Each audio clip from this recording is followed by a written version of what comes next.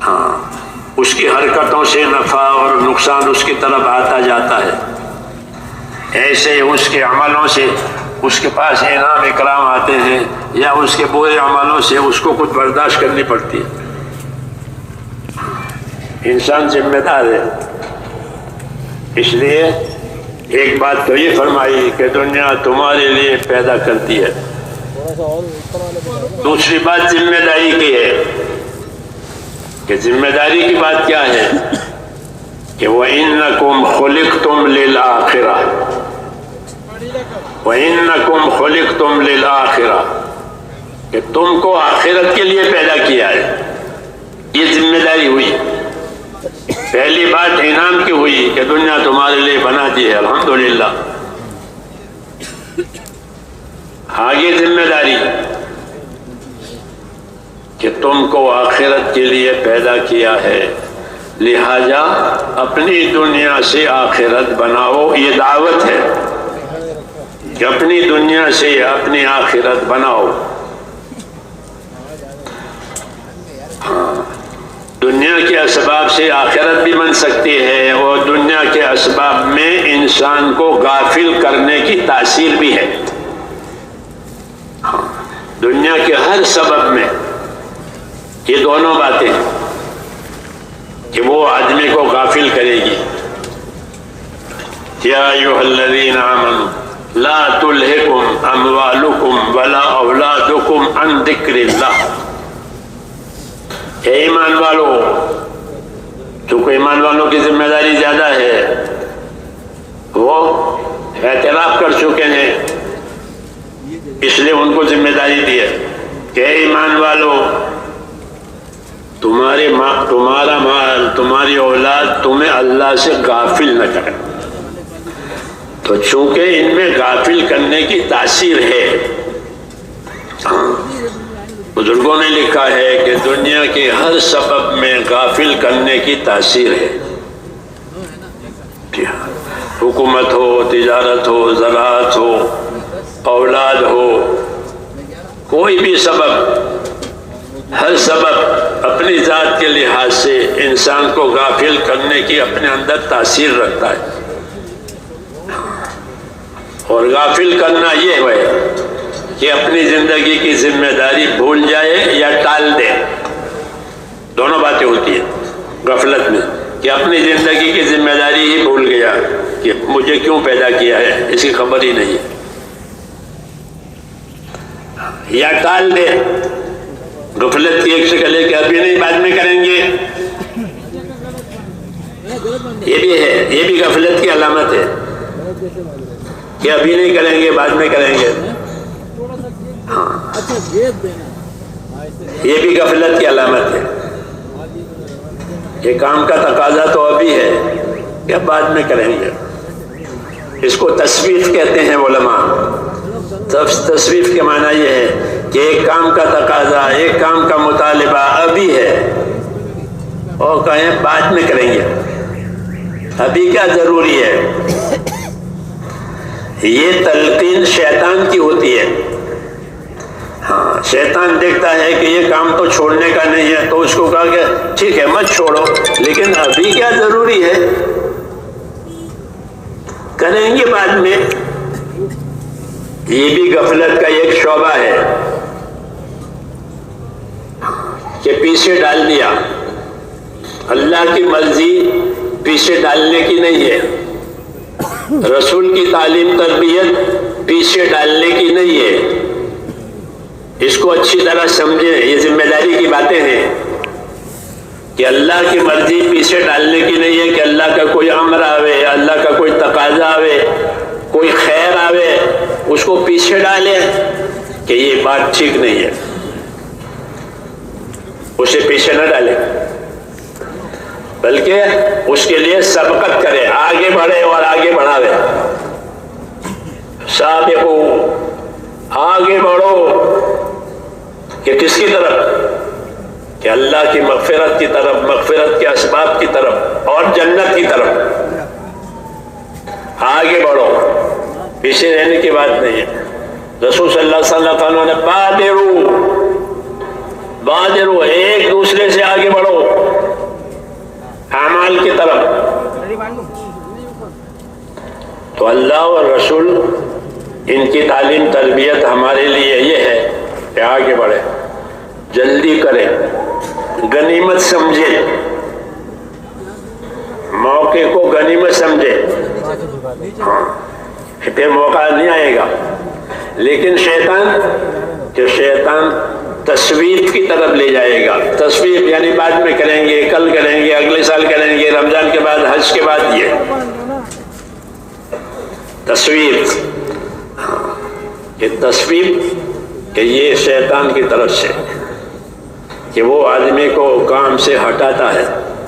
پہلے تو روکتا ہے، ہاں روکتا ہے. اب جب روکے گا نہیں تو جو کام افضل ہے اس افضل میں سے نکال کر غیر افضل پر لائے گا. ہاں یہ ان کا کام ہے. پہلی صف میں نماز پڑھنا افضل ہے، لیکن پہلی صف میں نماز نہیں پڑھنے دے گا. کہیں بھی پڑھ لو نماز ہو جائے گی. افضل سے غیر افضل کی طرف لے جانا، ہاں یہ اس کا کام ہے. تاکہ یہ نقصان میں رہے، بنی آدم کو نقصان پہنچانا یہ اس کا کام ہے. دشمنی ہے اس کو، انسان سے دشمنی ہے، ہاں حسد کی وجہ سے. اس لیے وہ یہ تصویف کا راستہ نکالتا ہے کہ بعد میں کریں گے، پھر کریں گے. علماء نے لکھا ہے کہ اکثر دوزخ میں جانے والے اس راستے سے ہیں. کہ کس راستے سے؟ کہ دوزخ کے راستے سے. کس راستے سے؟ کہ بعد میں کریں گے، پھر کریں گے، ابھی کیا ضروری ہے. اس راستے سے اکثر لوگ دوزخ میں جائیں گے. کیوں کہ یہ راستہ پیچھے ڈالنا کا، جب پیچھے ڈال دیا تو وہ ہاتھ سے گیا. کسی کا حق باقی تھا کہ بھائی اس کا حق دے دو، کہ ہاں دے دیں گے. کوئی کھا کے مر گئے ہیں اور پھر واقعی مر جائیں گے، نہیں ملا، نہیں دے سکا، نہیں دے سکا، مر گیا.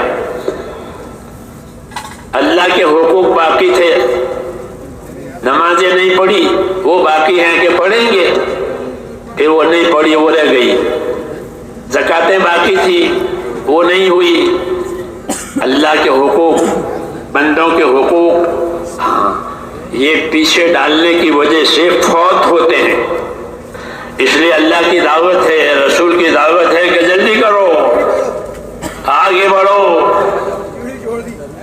جلدی کرو. بادروا بالاعمال فتنا، حضور فرماتے ہیں اعمال میں جلدی کرو. ایسے فتنے ہوں گے کہ آدمی صبح مومن تھا شام کو کافر ہو جائے گا. جی ہاں، حالات میں اتنا جلدی انقلاب آئے گا کہ کام نہیں کر پائے گا آدمی.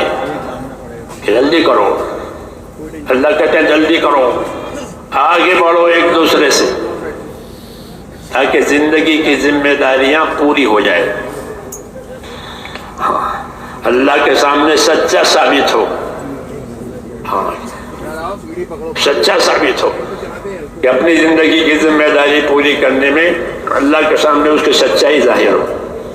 پھر اللہ ان کو انعام دے، ہاں ان کی عزت بڑھائے. اولئک الذین صدقوا واولئک هم المتقون. یہ ہیں وہ بندے جو سچے ثابت ہوئے، اور یہ ہیں وہ جو اللہ سے ڈرنے والے ہیں. ہاں اللہ کے معاملے میں سچا رہنا، اللہ کے معاملے میں ڈر کر کے زندگی گزارنا زندگی کی ذمہ داری ہے. تو رسول صلی اللہ علیہ وسلم نے ان تمام تفصیلات کا اجمال یہ بتایا کہ تم کو آخرت کے لیے پیدا کیا ہے. دنیا تمہارے لیے پیدا ہوئی ہے اور تم آخرت کے لیے پیدا ہوئے ہو. اللہ کے نبیوں کی تعلیم میں، اللہ کے نبیوں کی دعوت اور رہبری میں سب سے زیادہ زور آخرت پر ہوتا ہے. کیا دنیا سے آخرت بنانے والا سمجھدار ہے. دنیا کے اسباب اور دنیا کی سہولتیں اللہ دے کر کے یہ دعوت دیتے ہیں کہ اپنی دنیا سے آخرت بنا لو، اپنی دنیا سے آخرت بنا لو. وابتغی فیما آتاک اللہ الدار الآخرہ. اللہ نے تجھے جو کچھ دیا ہے، مال دیا ہے، تندرستی دی ہے، عقل سمجھ دی ہے، اس سے اپنی آخرت بنا لے. یہ دعوت ہے. بات تو اللہ نے یہ قارون سے کہی تھی مال دے کر کے کہ اللہ نے تجھے مال دیا ہے، اس سے آخرت بنا لے. ہاں، پھر یہی بات قرآن پاک میں اتاری. قرآن پاک اترا ان باتوں، اس بات کو لے کر کے، اور تمام دنیا کے لوگوں کو یہ ارشاد فرمایا کہ جو کچھ اللہ نے دیا ہے اس سے آخرت بناؤ. مال دیا ہے تو مال امانت ہے، اس سے آخرت بن جائے گی. مال نعمت ہے، اس سے آخرت بن جائے گی. اولاد ملی ہے کہ وہ نعمت ہے، وہ امانت ہے، اسے آخرت پر لگاؤ. اسے آخرت پر لگاؤ تاکہ وہ آخرت والے بنے، تمہارے لیے صدقہ جاریہ بنے. تمہاری اولاد ولد صالح، کہ نیک اولاد کی علامت کیا؟ کہ جو ماں باپ کے مرنے کے بعد ان کے لیے دعا مانگے. ماں باپ کے مرنے کے بعد ان کو بھول نہ جائے. ان کی جائیداد سے فائدہ اٹھا رہا ہے تو ان کے لیے دعا بھی مانگے. دعا سکھائی، وَقُلْ رَبِّ ارْحَمْهُمَا كَمَا رَبَّيَانِي صَغِيرًا، کہ ماں باپ کی خدمت کرو اور ان کے لیے دعا مانگو. اور یہ دعا مانگو، ماں باپ کے لیے یہ دعا مانگو، رب ارحمہما کما ربیانی صغیرا، اے اللہ میرے ماں باپ پر رحم فرما کہ میرے بچپن میں انہوں نے مجھ پر رحم کیا ہے اور رحم کر کے مجھ کو پالا ہے، اس لیے اب آپ ان پر رحم کریں. یہ دعا اللہ نے سکھائی ہے، تو ان کا حق ہے اور اس کے نیک ہونے کی یہ نشانی ہے. ہاں، کہ اولاد میں نیکی آ گئی، زندگی میں نیکی آ گئی، تو رسول صلی اللہ علیہ وسلم نے ان تمام خیر کو اجمالی طور پر اور مختصر انداز میں فرمایا کہ تم کو آخرت کے لیے پیدا کیا ہے. نبیوں کی دعوت میں آخرت کو خاص اہمیت ہوتی ہے، ان کی نگاہ میں آخرت ہی ہوتی ہے. حضور صلی اللہ علیہ وسلم فرماتے ہیں کہ میں تو ایک مسافر ہوں جو تھوڑی دیر کسی درخت کے سائے میں سستا لے، آسرا لے لے، پھر اپنی منزل کی طرف روانہ ہو جائے. مجھے کیا لینا ہے دنیا سے؟ میری مثال تو ایسی ہے کہ مسافر ہے، راستے جا رہا ہے، اب راستے میں گرمی ہو گئی تو تھوڑی دیر سایہ، کسی درخت کا سایہ لیا، ذرا سستا لیا، آرام ہو گیا، پھر اپنے منزل کی طرف روانہ ہو گیا. یعنی آخرت وہی اصل ہے کہ دنیا سے آخرت بناؤ، دنیا سے آخرت بناؤ، یہ اصلی ذمہ داری ہے. اور دنیا سے آخرت بنانے کے لیے کیا سامان دیا ہے؟ کہ دنیا سے آخرت بنانے کے لیے دین دیا ہے، دین دیا گیا ہے. دین سے دنیا آخرت کے کام کی ہو جائے گی. دین نہیں ہے پھر دنیا دھوکہ ہے، کھوٹا سکہ ہے. ہاں، کھوٹا سکہ، کہ سکے کھوٹے ثابت ہو گئے تو آدمی کو حسرت ہوگی، پچھتاوا ہوگا، ضرورتیں پوری نہیں ہوگی. کیوں؟ کہ سکے کھوٹے ثابت ہوئے. ہاں، کھٹے ایسے کہ دین کے بغیر جتنی چیزیں ہیں کہ وہ کھوٹی ہے، دھوکے کا سامان بتا کے دھوکے کا سامان ہے. اس لیے اللہ تعالیٰ نے دنیا سے آخرت بنانے کے لیے نبیوں کے ذریعے سے دین دیا ہے. ہر زمانے میں آدم علیہ السلام سے لے کر کے جناب رسول اللہ صلی اللہ علیہ وسلم تک جو کچھ آیا آسمان سے وہ دین آیا. لوگوں کی صلاحیتوں کے مطابق، لوگوں کی ضرورتوں کے مطابق دین آتا گیا. کیونکہ دین کی مثال ایک لباس کی مثال ہے. بچہ چھوٹا ہوتا ہے تو اس کے حساب سے اس کا لباس ہوتا ہے، ذرا اور بڑا ہو جاتا ہے تو اس کے حساب سے اس کا لباس، یہاں تک کہ وہ اپنے قد کی آخری مقدار پر پہنچ گیا، اب گھٹے گا بھی نہیں، بڑھے گا بھی نہیں، وہ آخری لباس ہے. ایسے ہی انسانیت کی صلاحیت بڑھتی گئی اس حساب سے دین آتا گیا. پھر جب وہ صلاحیت پوری پہنچ گئی تو پھر آخری دین آیا وہ جناب رسول اللہ صلی اللہ علیہ وسلم کی طرف سے پورا دین آیا. ہر شعبے کا دین آیا. زندگی کی ضروریات کے لیے بھی دین آیا, زندگی کے شعبوں کے لیے بھی دین آیا. عبادت کرنی ہے تو عبادت کا دین ہے, تجارت کرنی ہے تو تجارت کا دین ہے, ملازمت مزدوری کرنی ہے تو اس کا دین ہے, زراعت اور کاشتکاری کرنی ہے تو اس کا دین ہے, عیالداری کرنی ہے, بال بچوں کو پالنا ہے تو اس کا دین ہے. جی ہاں, ہر لائن کا دین. یہ جناب رسول اللہ صلی اللہ علیہ وسلم کے دین کی خصوصیت ہے کہ زندگی کے کسی شعبے میں اللہ نے بغیر دین کے نہیں چھوڑا, بلکہ دین کی روشنی دی. روشنی کے دو مینارے, ایک اللہ کی کتاب اور ایک اللہ کا رسول. یہ دو روشنی زندگی کو نورانی بنانے کے لیے. کون سی نور؟ کہ ہدایت کا نور. زندگیوں میں ہدایت کا نور لانے کے لیے یہ دو نور آئے. ایک قرآن پاک آیا, وَأَنزَلْنَا إِلَيْكُمْ نُورًا مُبِينًا, ہم نے تمہاری طرف ایک کھلا ہوا نور یعنی قرآن پاک اتارا. یہ تمہارے لیے نور ہے, رہبری کرے گا. قرآن کریم کی ایک صفت یہ بتائی کہ یہ تمہارے لیے نور اور رہبری ہے, اس میں نور ہدایت ہے. اور قرآن کریم یہ نیکیوں کا ذخیرہ ہے. حدیث میں دونوں کا, یہ ذخیرہ بھی ہے, یہ نور بھی ہے, یہ ذخیرہ بھی ہے, یہ نور بھی ہے. یہ ذخیرہ تو اس لیے ہے کہ بہت زیادہ ثواب قرآن پڑھنے سے ملتا ہے. عجیب, سب سے آسان عبادت اور سب سے زیادہ ثواب. اس لیے کہا یہ تیرے لیے ذخیرہ ہے, ہاں, اور تیرے لیے یہ نور ہے. حدیثوں میں ہے کہ نور بھی ہے, ذخیرہ بھی ہے, نور بھی ہے, ذخیرہ بھی ہے. کہ نور ہدایت, نور ہدایت ہے یہ کہ قرآن کریم پر ایمان اور قرآن کریم پر عمل, جیسے حضور نے بتایا کہ ہاں کہ یہ نور ہے. دلوں میں بھی نور ہے, قبر میں بھی نور ہے. اور ذخیرہ نیکیوں کا کہ ایک حرف پر 10 نیکی ملنا یہ تو کم سے کم ہے. کہ ایک حرف 10 نیکی, الف لام میم 30 نیکی ملے گی. اور بڑی بات یہ کہ سمجھ کر پڑھے تو بھی نیکی ملے اور بغیر سمجھے تلاوت کرے تو بھی نیکی ملے. دنیا کی کوئی کتاب میں ایسا نہیں ہے کہ بغیر سمجھے پڑھی ہے تو کچھ ملے کہ کچھ نہیں ملے گا.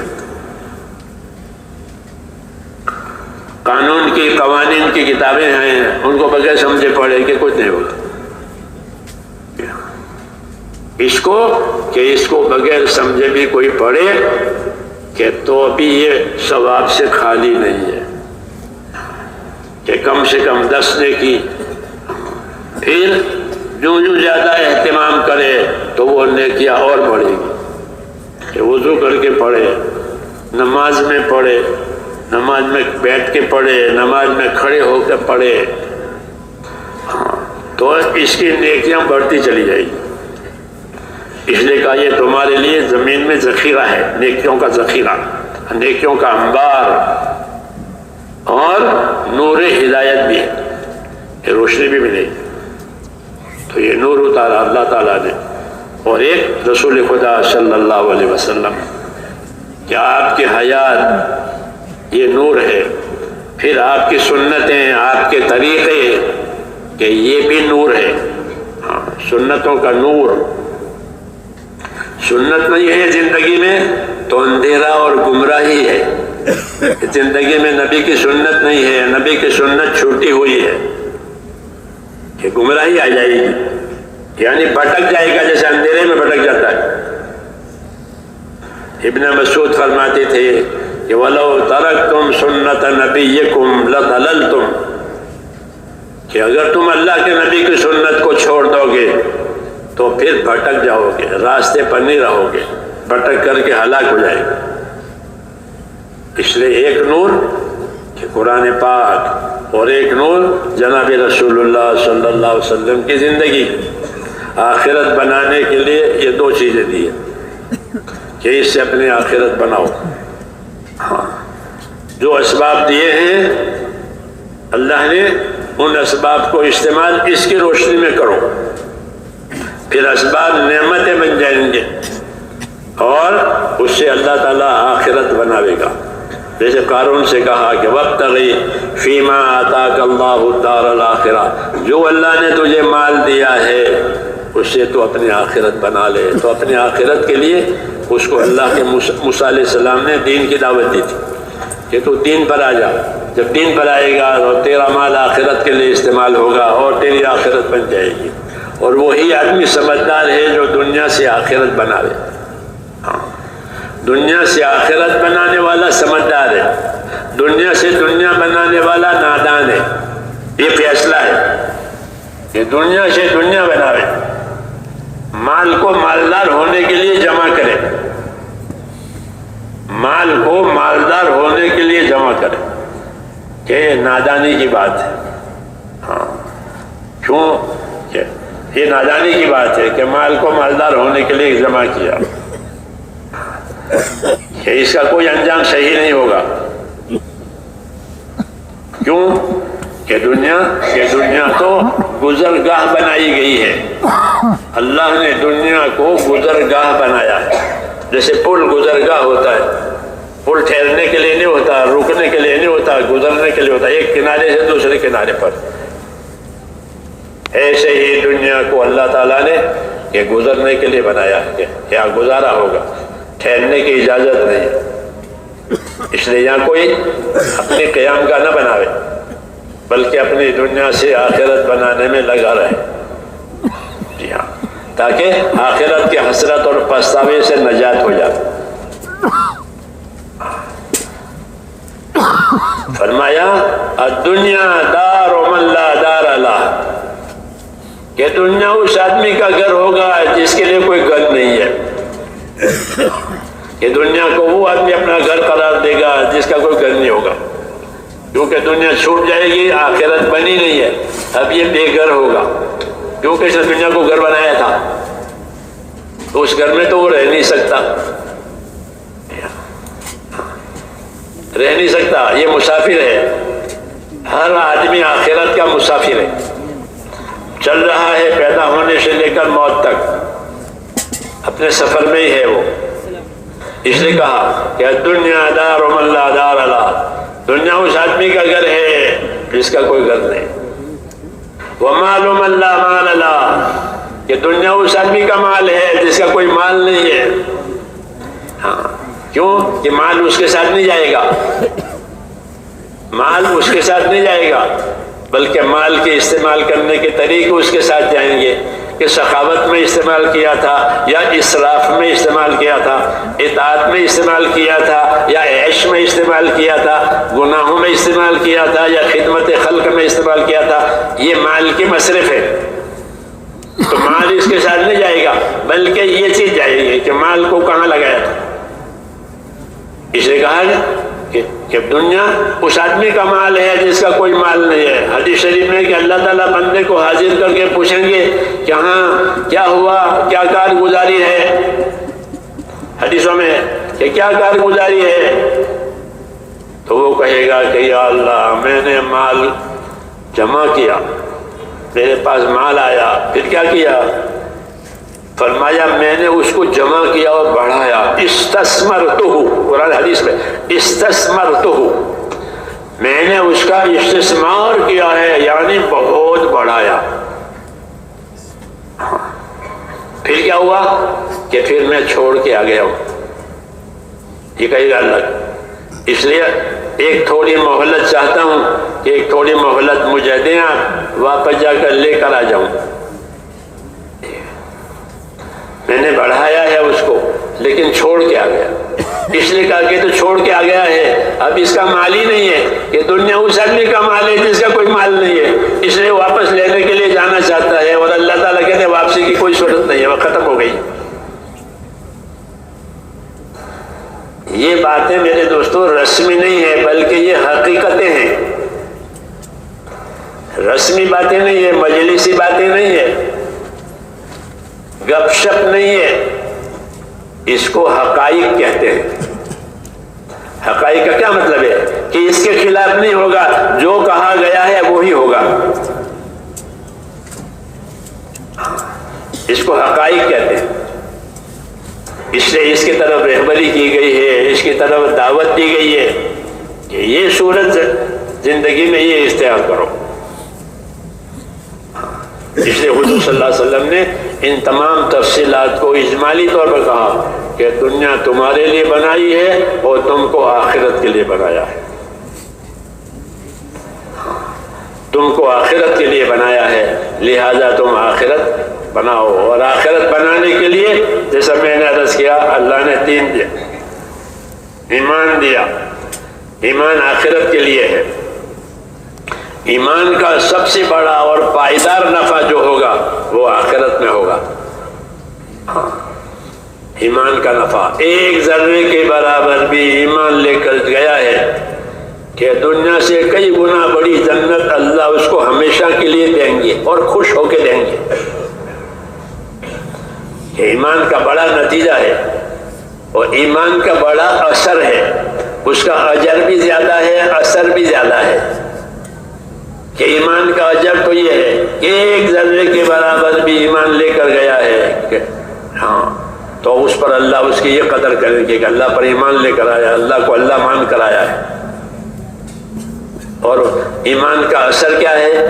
کہ ایمان کا اثر یہ ہے کہ ایک آدمی بھی روئے زمین پر اللہ اللہ کرنے والا ہے اور کوئی نہیں، ایک ہی ہے اور وہ بھی اللہ اللہ کرتا ہے.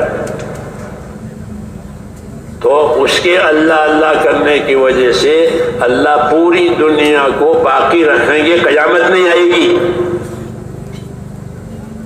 قیامت نہیں آئے گی.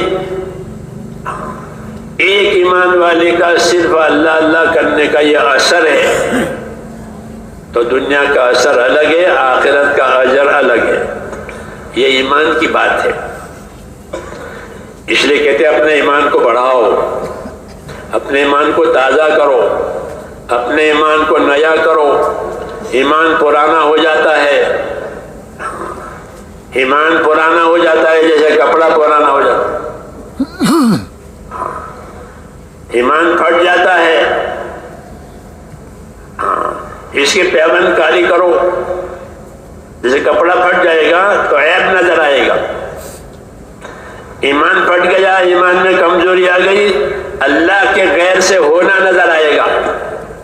یہ عیب کی بات ہے. اللہ کے غیر سے کچھ نہیں ہوتا، اللہ سے ہوتا ہے. اللہ سے ہوتا ہے، اللہ کے غیر سے نہیں ہوتا. اللہ اکیلا خالق بھی ہے، مالک بھی ہے، متصرف بھی ہے. دنیا کے تمام اسباب کو اللہ استعمال کرنے والا ہے، نفع میں، نقصان میں. لیکن جب ایمان میں کمزوری آئی تو اللہ کے غیر سے ہونا نظر آئے گا. ہاں، مال سے ہو جاتا ہے، مرتبے سے ہو جاتا ہے، زمین جائیداد سے ہو جاتا ہے، اکثریت سے ہو جاتا ہے، ہتھیاروں سے ہوتا ہے. یہ سب، یہ کیا بات ہوئی کہ ایمان میں کمزوری آئی ہے، اس لیے یہ عیب نظر آ رہے ہیں. یہ سب عیب ہے. اللہ کے غیر سے کچھ نہیں ہوتا. لا الہ الا اللہ، سبحان اللہ، کہ اللہ کی ذات پاک ہے. اللہ کو کام لینے میں ان چیزوں کی کوئی ضرورت نہیں ہے. اپنی قدرت سے کام کرتے ہیں. اس لیے کہ اپنے ایمان کو تازہ کرو، لا الہ الا اللہ کو پڑھا کرو، لا الہ الا اللہ کو پڑھا کرو کثرت سے. توحید کا اقرار ہے. یہ توحید اللہ کی امانت ہے. توحید یعنی ایک اللہ پر ایمان، جیسے اللہ نے کہا ہے. یہ توحید امانت ہے امت کے سینوں میں. اس امانت کی وجہ سے امت کا یہ شرف ہے اور امت کی یہ بزرگی ہے کہ اس امت کو کوئی طاقت فنا نہیں کرے گی. یہ امت رہے گی، یہ امت رہے گی. قومیں ختم ہو گئی ہاں، اور یہ نہیں ختم ہوگی. اس کے سینے میں ایک امانت ہے توحید کی، ایمان کی، اس لیے اللہ سے اس کا تعلق ہے اور یہ تعلق رہے گا. اس لیے اللہ کی نظر اس امت پر رہے گی کیونکہ ان کو ایمان دیا ہے. ہاں، لا الہ الا اللہ، یہ بڑی نعمت، اللہ سے تعلق کی بات.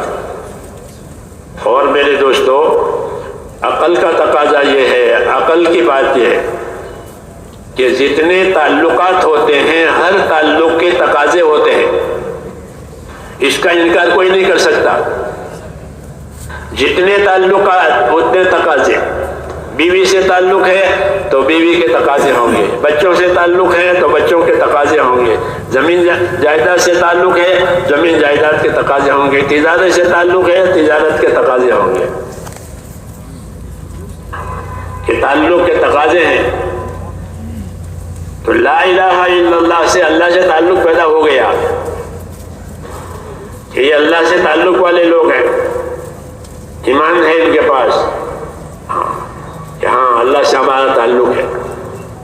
تو تعلق تو تقاضوں کو چاہتا ہے، تو پھر اللہ کی طرف سے تقاضے آئیں گے، ایمان کے تقاضے، تاکہ ایمان میں کمال آوے. تقاضے پورے نہیں ہوں گے تو یہ کوتاہی ہوگی کہ بیوی ہے اور اس کے تقاضے پورے نہیں ہوتے ہیں، بچے ہیں ان کے تقاضے پورے نہیں ہو رہے ہیں، ہاں، کہ اس کے نفع اٹک جائیں گے، اس کے فائدے رک جائیں گے. تقاضے پورے ہونے سے ترقی ملتی ہے، تقاضے پورے ہونے سے فائدے آتے ہیں. اس لیے جب ایمان آیا تو ایمان کے تقاضے آئے کہ ایمان کا کیا تقاضا ہے، ایمان کا کیا تقاضا ہے. تو نبیوں نے بتایا کہ ایمان کا تقاضا اطاعت ہے. ایمان کا کیا تقاضا؟ کہ ایمان کا تقاضا یہ ہے کہ اطاعت کی جائے اللہ کی، اس کے رسول کی. یہ ایمان کا تقاضا ہے. وما ارسلنا من رسول الا لیطاع باذن اللہ. کہ جب کبھی ہم نے زمین پر کوئی اپنا رسول بھیجا کسی قوم میں تو اس رسول کے بھیجنے کا یہی تقاضا ہوتا ہے کہ اس رسول کے کہنے سے اللہ کی اطاعت کی جائے. وہ اللہ کی اطاعت کا پیغام لے کر آیا ہے، وہ اللہ کی اطاعت کی دعوت لے کر آیا ہے. تو ایمان کا تقاضا کیا ہے؟ کہ ایمان کا تقاضا یہ ہے کہ اللہ کی مانی جائے. اور کیسے مانی جائے؟ کہ رسول کے طریقے کے مطابق مانی جائے. رسول بتائے ایسا کرو، یہ ایمان کا تقاضا ہے کہ ایمان کا تقاضا اللہ کے اطاعت. اس لیے دنیا کے حالات جو صحیح ہوں گے وہ اطاعت سے صحیح ہوں گے، آخرت کے حالات جو بنیں گے وہ بھی اطاعت سے بنیں گے.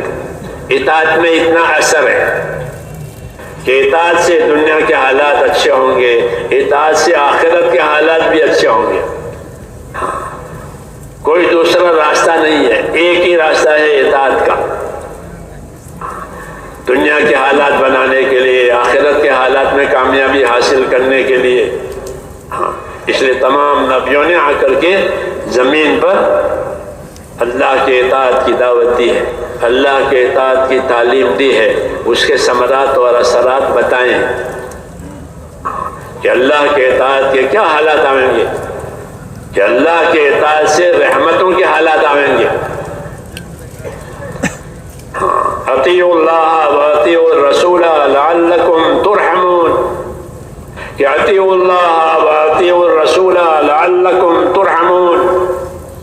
اطاعت کرو اللہ کی، اطاعت کرو رسول کی تاکہ تمہارے اوپر رحم ہو جائے. بس رحمت کے حالات لانے کے لیے اللہ نے اطاعت کی دعوت دی ہے کہ ایمان لا کر زندگی کو اطاعت پر لاؤ. آدمی نے دو طاقتیں رکھی ہیں، ایک طاقت اپنی منشاہی پورا کرنے کی اور ایک طاقت اللہ چاہی پورا کرنے کی، دونوں طاقتیں ہیں۔ متقی بھی بن سکتا ہے اور گنہگار بھی بن سکتا ہے، پرہیزگار بھی بن سکتا ہے، گنہگار بھی بن سکتا ہے، اس میں دونوں طاقتیں ہیں۔ ہاں، دونوں طاقتیں، اس لیے ایک طاقت کو دباوے، ایک طاقت کو بڑھاوے۔ جو طاقت گناہ کرنے کی ہے اس کو دباوے اور جو طاقت اطاعت کرنے کی ہے اسے بڑھاوے۔ یہ امتحان ہے، یہ امتحان ہے اللہ کی طرف سے کہ کون گناہوں کے راستے پر ترقی کرتا ہے، کون اطاعت کے راستے پر ترقی کرتا ہے۔ دونوں قسم کے اسباب ہیں، دونوں قسم کی طاقتیں ہیں، اور دنیا کو امتحان کی جگہ قرار دیا ہے کہ ہم دنیا دے کر کے دیکھیں گے تم کیسے چلتے ہو۔ ہر نعمت نعمت بھی ہے، ہر نعمت امتحان بھی ہے۔ سلیمان علیہ السلام کو دعا مانگی تو حکومت دے دی اللہ نے، بہت بڑی حکومت، اور دعا سے ملی، کوئی دوسرے کو کچھ کام کرنا نہیں پڑا، دعا مانگی تو حکومت، قدرت ہے اللہ تعالیٰ کی کہ ہاں کہ دعا سے حکومت بھی ملے اور دعا سے حکومت پامال بھی ہوئے، دونوں باتیں ہوتی ہیں۔ دعا بڑی طاقت ہے۔ موسیٰ علیہ السلام کی دعا سے فرعون کی حکومت پامال ہوئی، اور سلیمان علیہ السلام کی دعا سے ان کو حکومت ملی۔ جب حکومت ملی، اور حکومت بھی ایسی جو کسی کو نہیں ملی، کسی کو نہیں ملی، انسانوں پر، جناتوں پر، ہواؤں پر، پرندوں پر، ایسی حکومت۔ جب یہ حکومت ملی تو انہوں نے لوگوں کو یہ بتایا کہ یہ حکومت اللہ نے مجھے دی ہے، اس میں میرا امتحان ہے، مجھے اللہ اس حکومت میں رکھ کر دیکھے گا، حالانکہ نبی ہیں۔ یہ ملک جو اللہ نے مجھے دیا ہے اس میں رکھ کر اللہ مجھے دیکھے گا میں کیسے چلتا ہوں، شکر گزار بنتا ہوں کہ ناشکرہ بنتا ہوں، نعمت کو یاد رکھ کر نعمت دینے والے کو بھولتا ہوں، یا نعمت یاد رکھ کر نعمت دینے والے کا حق ادا کروں گا۔ یہ میرا امتحان ہے، یہ نبیوں کی تعلیم ہے، تاکہ ہر بندہ یہ سمجھے کہ جو نعمت میری طرف آ رہی ہے وہ نعمت بھی ہے، اور اس میں میرا امتحان ہے کہ میں اس میں تابعدار بنتا ہوں یا پھر تابعداری چھوڑ دیتا ہوں۔ تو آدمی میں گنہگار بننے کی بھی طاقت ہے، پرہیزگار بننے کی بھی طاقت ہے۔ دین آتا ہے تو وہ کہتا ہے جو طاقت گناہ کی ہے اس کو دبا دو، اور جو طاقت تابعداری کی ہے اسے بڑھاؤ، تاکہ اللہ کے انعام کا حقدار بنے، کہ اطاعت کی وجہ سے اللہ تعالیٰ کے انعامات آتے ہیں۔ وَمَن يُطِعِ اللَّهَ وَالرَّسُولَ فَأُولَٰئِكَ مَعَ الَّذِينَ أَنْعَمَ اللَّهُ عَلَيْهِم مِّنَ النَّبِيِّينَ وَالصِّدِّيقِينَ وَالشُّهَدَاءِ وَالصَّالِحِينَ، کہ جو اللہ رسول کی اطاعت کر کے آئے گا وہ انعام پانے والوں کے ساتھ ہوگا، جو اطاعت کر کے آئے گا وہ انعام پانے والوں کے ساتھ ہوگا۔ انعام پانے والے کون ہیں؟ کہ اللہ کے نبی، اور پھر نبی کے درجے کے بعد صدیقین، پھر شہید، اور پھر صالحین اور نیک لوگ، یہ اللہ کے انعام پانے والا گروہ ہے، چار، اطاعت کی وجہ سے ان میں آ جائے گا۔ تو میں نے عرض یہ کیا تھا میرے دوستو کہ ایمان کا کیا تقاضا ہے؟ کہ ایمان کا تقاضا اللہ کی اطاعت ہے۔ اسی لیے دنیا میں نبی آتے ہیں کہ لوگوں کو اطاعت کی رہبری کرے۔ اللہ تعالیٰ اطاعت کی رہبری کرنے کے لیے نبیوں کو ایمان کے ساتھ ساتھ علم دیتے ہیں۔ علم، نبیوں کا علم، کتابیں آتی ہیں، وحی آتی ہے اللہ کی طرف سے، یہ نبیوں کا علم ہے۔ یہ علم اس لیے سیکھنا ضروری ہے تاکہ اطاعت کا حق سمجھے کہ اطاعت کا کیا حق ہے، اطاعت کی کیا حد ہے۔ اس لیے ایمان کے تقاضے پورا کرنے کے لیے اللہ نے ہم کو علم دیا ہے۔ ہر نبی کے ذریعے سے امت کو علم ملتا ہے۔ نبی کو حکم ہوتا ہے کہ جو علم ہم نے اتارا ہے ایمان پورا کرنے کے لیے، ایمان کے تقاضے وہ علم دنیا کو سکھاؤ۔ حضور صلی اللہ علیہ وسلم کو اللہ نے معلم بنایا ہے، معلم کے معنی علم سکھانے والا، اور مبلغ بنایا ہے کہ اللہ کے پیغامات کو پہنچانے والا۔ نبی مبلغ ہوتا ہے، پیغام خداوندی پہنچاتا ہے کہ اللہ کا یہ پیغام ہے، اللہ کا یہ پیغام ہے، اللہ کا یہ پیغام ہے، ہاں، اور ان پیغام کو پورا کرنے کے لیے یہ علم ہے۔ تو آخرت بنانے کے لیے بنیادی چیزیں دو ہوئی، ایک ایمان، ایک علم۔ کہ ایمان لا الہ الا اللہ، کہ اپنے ایمان کو ترقی دو، بار بار اس کلمے پر پڑھو، کلمے کے تقاضے پورے کرو، کلمے کی محنت کرو، لوگوں کو اللہ کی قدرت سمجھا کر اللہ کی طرف لاؤ۔ ہاں، ایک کلمے کا ذکر زبان سے ہے، ایک کلمے کا ذکر محنت سے ہے، کہ کلمے کا ذکر زبان سے بھی کرو، لا الہ الا اللہ کو کثرت سے پڑھو، اور ایک کلمے کی محنت کہ لوگوں کو اللہ کی قدرت سمجھا کر اللہ کی طرف لاؤ، اللہ کی قدرت سمجھاؤ، اللہ کی نعمتیں سمجھاؤ کہ اللہ نے اتنی نعمتیں دی ہیں، اللہ کی طرف آؤ، اللہ کی قدرت سے سب کچھ ہوگا، اللہ راضی ہوگا تو قدرت سے سب کچھ بنائے گا۔ نبی بنیادی طور پر یہ دو چیزوں سے سمجھا، ایک تو اللہ کی قدرت سمجھاتے ہیں کہ دیکھو اللہ نے قدرت سے سب کچھ بنایا ہے، ایسے اللہ اپنی قدرت سے کامیاب کرے گا، اللہ اپنی قدرت سے ناکام کرے گا، جو ناکام کرے گا وہ بھی قدرت سے، جو کامیاب کرے گا وہ بھی قدرت سے۔ تو اللہ کی قدرت سمجھا کر بندوں کو ایمان کی طرف لانا، اپنے ایمان میں پختگی پیدا کرنا، یہ کلمے کا تقاضا ہے۔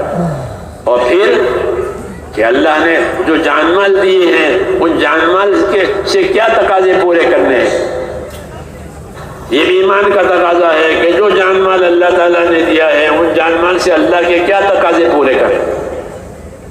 تو جان مال سے ایک تقاضا پورا کیا جاتا ہے بطور عبادت کے، کہ جان مال سے عبادت کرو۔ ہاں، یا قوم اعبدوا اللہ، اے میری قوم اللہ کی عبادت کرو۔ کہ ایمان کا تقاضا ہے کہ اللہ کی عبادت کی جائے، جانی عبادتیں، مالی عبادتیں، یہ تقاضا ہے۔ جانی عبادتیں، نمازیں، روزے، اللہ کا ذکر، تلاوت، دعا، توبہ، یہ جانی عبادتیں ہیں، اس میں جان خرچ ہوگی، اس میں جان خرچ ہوگی، مال خرچ نہیں ہوگا۔ تو کہ عبادت کرو، اور عبادت کے لیے عبادت کا علم دیا، نماز کا علم دیا کہ نماز اس طرح پڑھی جائے گی، وضو اس طرح کیا جائے گا، نماز میں اس طرح کھڑا ہوا جائے گا، اتنے ایک وقت کی نماز پڑھنی ہے، کہ علم کے بغیر کیسے پڑھے گا؟ اس لیے ایمان اور علم اس لیے آیا کہ زندگی کے تقاضے پورے ہو جائیں۔ پھر علم میں بھی دو باتیں ہیں، ایک علم فضائل کا، ایک علم مسائل کا ہم کو دیا ہے۔ فضائل کا علم دیا ہے، فضائل کا علم دیا ہے۔ فضائل کے علم میں یہ ہے کہ جب بندہ اللہ کے لیے اللہ کا حکم پورا کرے گا تو اس کو کیا ملے گا؟ دنیا میں ہوتا ہے کوئی کام ہم کو کیا ملے گا؟ آدمی اپنا نفع دیکھتا ہے ہر کام میں کہ مجھے کیا ملے گا، کچھ ملتا ہو تو کام کرنا ہے، نہیں ملتا ہو تو نہیں کرنا۔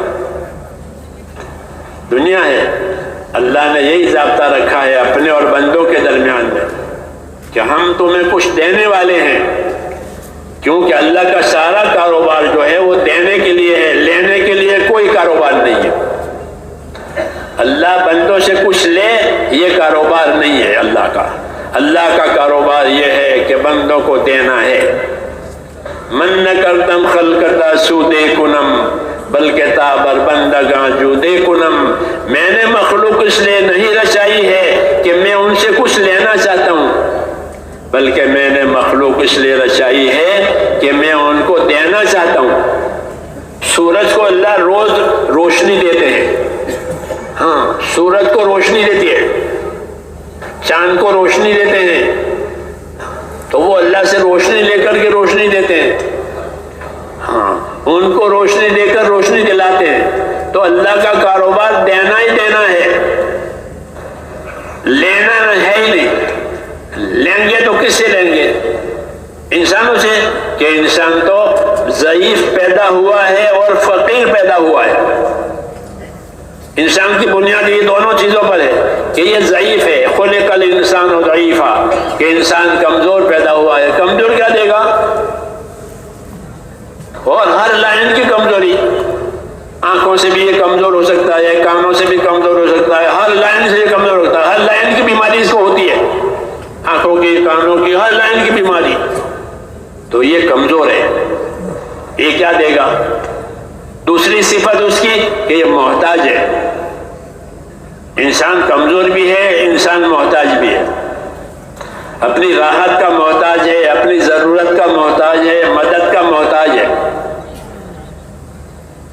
ہر انسان اپنی اپنی حیثیت سے وہ محتاج ہے. چاہے وہ ملک کا صدر ہو جاوے، ملک کا بادشاہ ہو جاوے، اس کی محتاجی اس لائن کی ہے، وہ محتاجی سے اوپر نہیں جا سکتا، وہ محتاج ہی رہے گا. اللہ نے فرمایا تم سب فقیر اور محتاج ہو. تو انسان ضعیف ہے اور یہ فقیر بھی ہے، محتاج بھی ہے. یہ کیا مدد کرے گا اور یہ کیا اللہ کو دے گا؟ اس لیے کہا کہ اللہ کا سارا کاروبار دینے کے لیے، کہ ہم تو دینا ہی چاہتے ہیں، اللہ کے خزانے دینے کے لیے. اللہ دینے والا ہے اور کوئی دینے والا نہیں ہے، سب لینے والے. زمین بھی لیتی ہے، آسمان بھی لیتا ہے، چاند سورج ہر مخلوق اللہ سے لیتی ہے، پھر اپنا کام کرتی ہے. تو اللہ تعالیٰ کا کام دینے کے لیے. تو اس لیے بندہ جب عمل کرے گا اللہ کے حکم پر تو اللہ اسے کیا دیں گے؟ اس کو فضائل کہتے ہیں. دنیا کے اسباب بھی دیتے ہیں، دنیا کے اسباب کو فضیلت نہیں کہتے، دنیا کے اسباب کو متاع کہتے ہیں.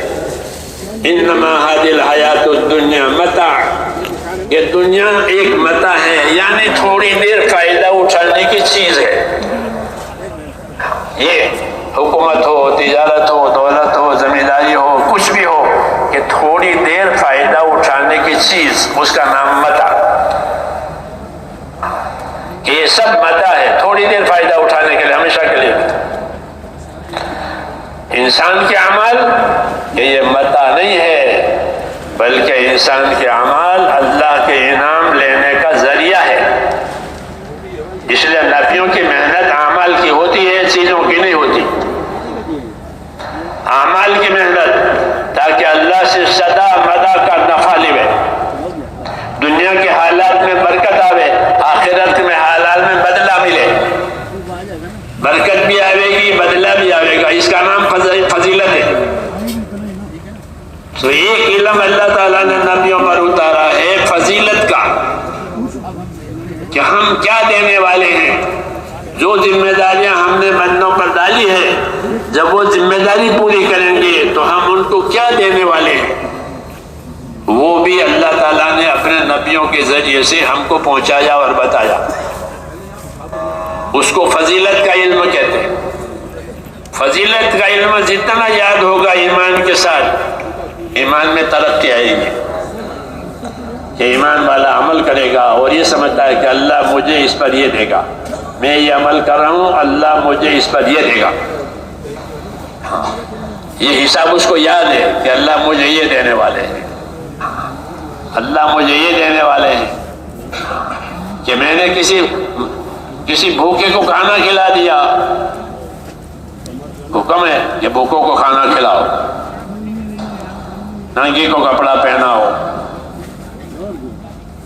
تو بھوکے کو کھانا کھلایا، رواج ہے کھانا کھلایا ہر قوم میں. لیکن ہمارے ہاں رواجی بات نہیں ہے کہ ہمارا کھانا کھلانا ایک عمل ہے. بھوکا آیا دروازے پر، اس کو کھانا دیا، کہ کیا ملے گا؟ تو اس کی فضیلت بتائی کہ رواجی بات نہیں ہے، عمل ہے. ایمان والے نے اللہ کے حکم کی وجہ سے اس کو کھانا کھلایا. حدیثوں میں ہے کہ جو کھانا اس سائل کو کھلایا ہے جو آیا ہے گھر پر، تو 3 آدمیوں کی مغفرت ہو جائے گی.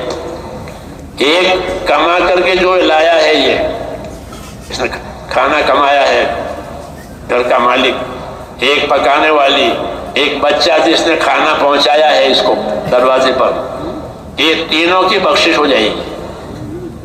کیوں کہ مسافر کو اور محتاج کو کھانا کھلاتا۔ اس کو فضیلت کہتے ہیں، یہ فضیلت کا علم ہے، یہ بھی آسمان سے آیا ہے، عقل سے نہیں ہے، آسمان سے آیا ہے۔ ایمان میں کمال پیدا کرنے کے لیے، ایمان میں یقین پیدا کرنے کے لیے، ایمان میں خوف پیدا کرنے کے لیے، کہ فضائل کے علم کا جتنا دھیان ہوگا اللہ کے انعام کا، تو ایمان میں ترقی ہو کہ میں یہ کام کر رہا ہوں، خدا مجھے یہ دے رہا ہے، خدا یہ دے گا، خدا کا یہ وعدہ ہے۔ اس لیے ایمان کے تقاضے پورا کرنے کے لیے ہم کو ذمہ داری دی، ان ذمہ داریوں پر کیا ملے گا یہ فضائل میں ہے۔ اس لیے کہ فضائل کا علم سیکھو تاکہ اللہ کے وعدوں کا یقین آوے، اللہ کے معاملے سمجھ میں آوے کہ اللہ ہمارے ساتھ کیا معاملہ کرے گا، اس کے حکموں پر ہم عمل کریں گے تو کیا معاملہ ہوگا۔ اگر فضائل کا علم نہیں ہے تو وہ عمل پھسے ہیں، ماحول کی وجہ سے، دباؤ کی وجہ سے، عادت کی وجہ سے کر لے گا، اس میں جان نہیں ہے کہ ماحول ہے تو کر لیا، دباؤ ہے تو کر لیا، عادت ہے تو کر لیا، کہ نہیں بطور عادت کے نہیں، بطور ماحول کے نہیں، بطور دباؤ کے نہیں، بلکہ بطور یقین کے عمل کرنا ہے کہ اس عمل پر اللہ مجھے یہ دینے والا ہے، اس لیے میں یہ کروں گا۔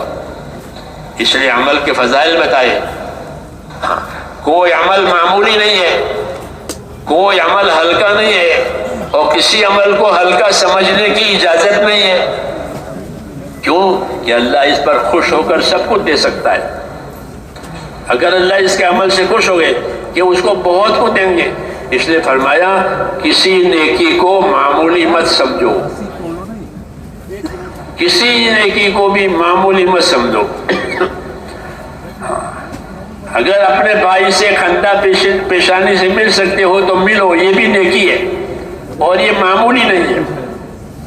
ہاں، یہ معمولی نہیں ہے کہ ایک مسلمان سے خندہ پیشانی سے ملو، کیوں؟ یہ مسلمان بھائی ہے۔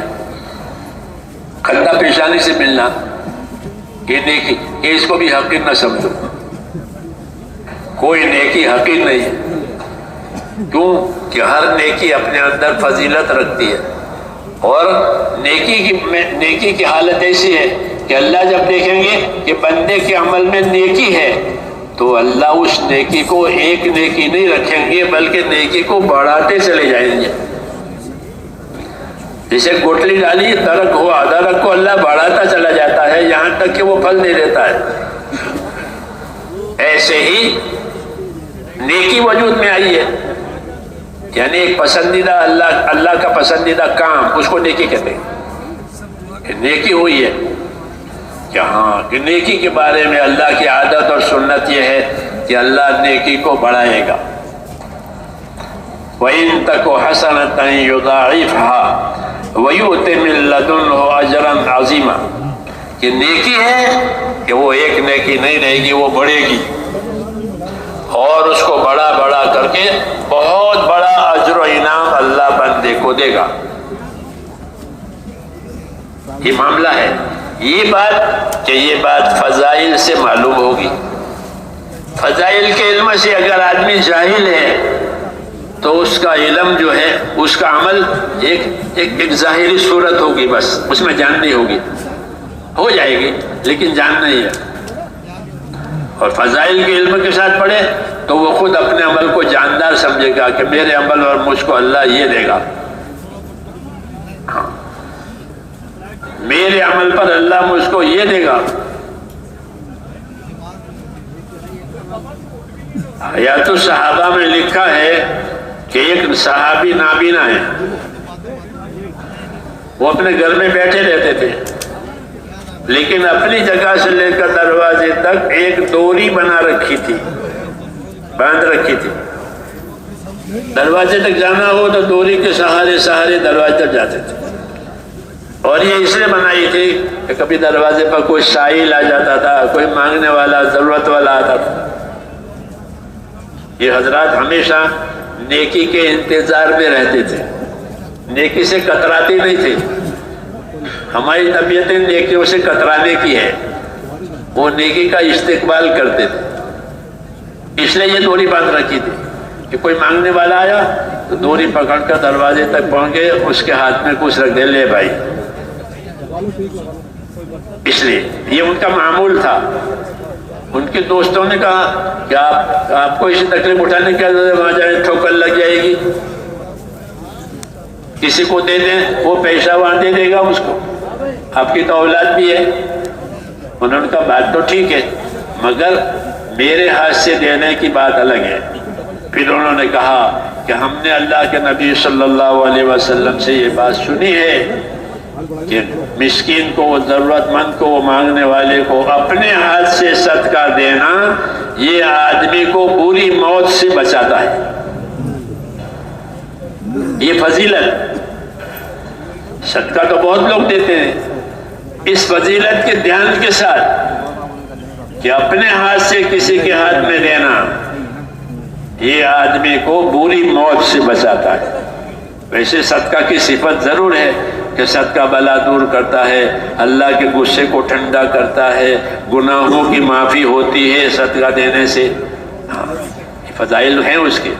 ایک خاص فضیلت یہ بھی ہے کہ جب اپنے ہاتھ سے کسی کو دے گا کہ لے بھائی، تو کہ اللہ تعالیٰ اس کو کہ بری موت سے بچاتا ہے۔ تو میں نے کہا ایمان کے تقاضے پورا کرنے کے لیے اللہ نے معاملہ ہمارے ساتھ روکھا سوکھا نہیں رکھا ہے کہ بس کام کرو، ہم تو کام جانتے ہیں اور کچھ نہیں جانتے۔ جیسے مینیجر کہتا ہے کہ میں تو کام جانتا ہوں، تمہیں وقت پر آنا پڑے گا، وقت پر کرنا پڑے گا۔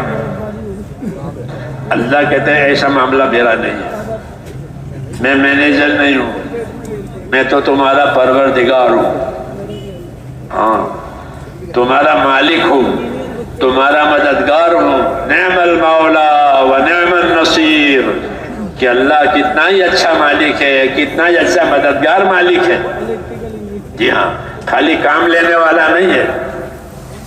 اس لیے اللہ تعالیٰ نے ہمارے ایمانوں میں تکمیل کے لیے فضائل کا علم اتارا ہے کہ ایمان والے اعمال کرو، اور یہ بھی یاد رکھو کہ کیا کیا ملے گا۔